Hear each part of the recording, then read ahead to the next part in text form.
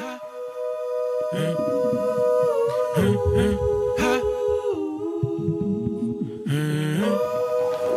this is Pete Philly, and you're checking out Independent Rap DE.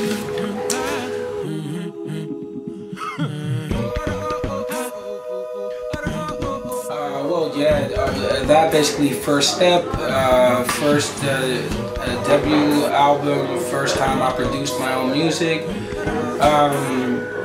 It also is about that we are one and that everything is one and that we are part of this one big thing that, you know, so we're not separate. So it's all of that. Okay.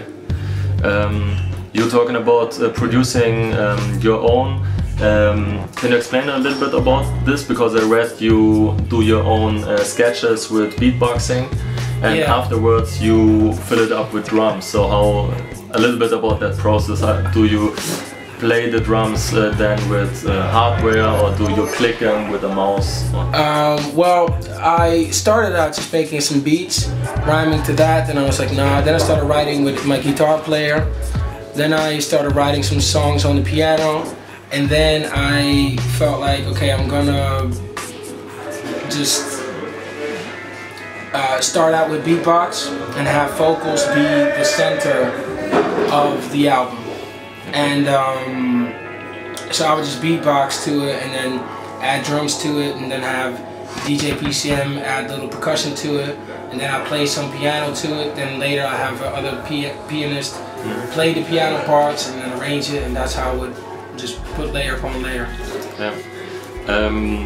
Because your lyrics are also very poetic. If you had to choose between doing only lyrics or only music, because I right now I heard like you also play the piano, and did you have a certain Ausbildung, education musically, or no, did you I had piano lessons when I was a kid. And then after, I never had piano lessons. And now I think I need to take piano lessons again, because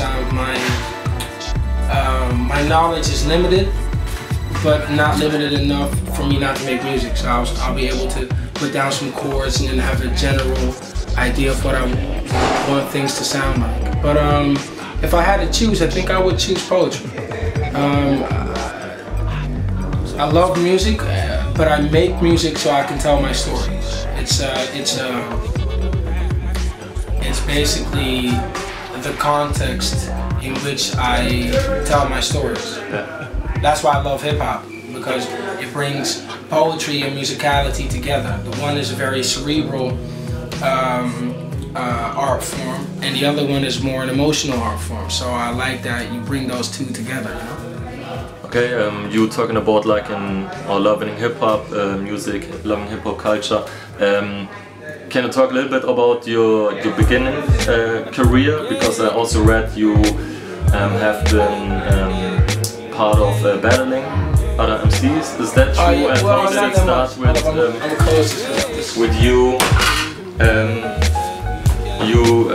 Have you started with you just as an MC and a DJ, or how did it start? And the thing is, I've started, the first group I was in was a band. So I started playing in a band very early, and after that, I did hip-hop shows with just me and Mitch as a DJ, and then I did stuff with Perk, and that was just Perk, and then a saxophone player, myself, and then later we would add a upright bass player, and then even later we would add Mitch and a key player to it, and then we've performed with big bands and orchestras. We did that for a while. And then I did a new show, the Open Loops show, and that was Mitch, a percussion player who also played guitar and bass, and a key player and myself. And then I started this band. So I'm still trying to see what works best for me. And the thing is, the challenge the challenge of what my ambitions are is that I want to be as movable as possible, as mobile as possible, in the sense that I want to be able to do shows quickly, hop in a van, have a couple of people with me and do a show. But I also want musicality, and I want the acoustics to be a part of my shows, but I also want it to be banging. So there's yeah, all of these standards that I have, and I don't know which one works best yet. So I'm still figuring that out. So I can't say what's next or what people could expect. But I always come with musicality in a show, always. I never just have a couple of beats and that's never happened. I respect my audience too much for that. Okay. But have you been part of just parties and grabbing a mic and doing sessions with other MCs, or? Well, only if it were American MCs that came through. I only battled American MCs. I didn't battle Dutch MCs. There's nobody in the Netherlands who can battle.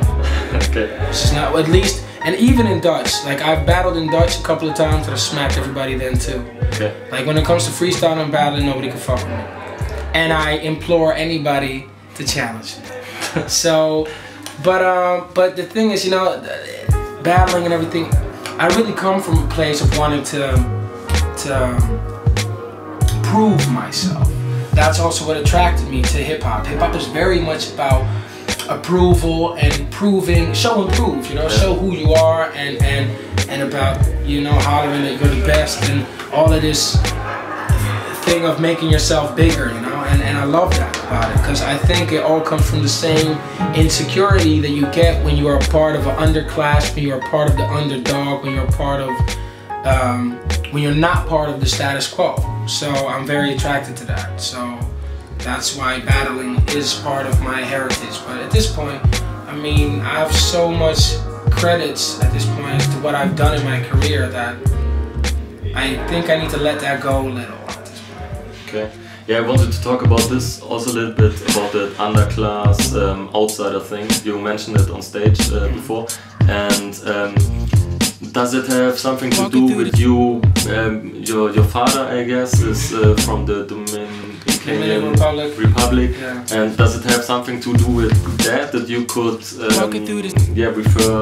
had a connection to black US American people and rap? This is the thing, like my father's black and my mom's is white, and I've grown up very privileged. I've been to good schools and all of that. I've been very lucky. And but my father was always sure to remind me that that the game is rigged, that like the system is rigged, that there is this the system perpetuates an underclass and an elite and a middle class, and it perpetuates white supremacy, and it perpetuates this idea of not being white being lesser. And I never really had any problems until I moved to The Hague. And look, man, I am very light skinned and I have straight hair. My mom's is white, and I don't even really want to categorize myself as Dominican, Latino, black, white, Dutch, or whatever. I don't, because I'm too mixed for that. And I feel comfortable with both of those. But what I do feel connected to more than some white people is that idea of truly understanding what discrimination is and what that does to a psyche and how it's being enforced. And because I have the privilege of knowing both of these worlds, so that, because like in the Netherlands, I'm a Dutch guy as much as I am an immigrant. And when I move back to Aruba, when I do a show there or I see some family there, I'm as much an outsider there and a European. And so you're homeless to a certain degree. So that's why I talk about that in games. Like, you're outside of wherever you go, and then you realize when you're mixed that you can't really rely too much on other people's perception of what you are. Not just as an artist, but as a person. Because we're weird, man. We will say somebody's black or somebody's white, but in fact they might be Irish, Polish, or Russian, English, Dutch, Danish, or they might be Nigerian or Jamaican or Arubian or American or English. But that's the world we live in, and while the underclass, white and black, keep fighting, the elite, primarily white, they're just laughing. They profit. Take the profit. Yeah.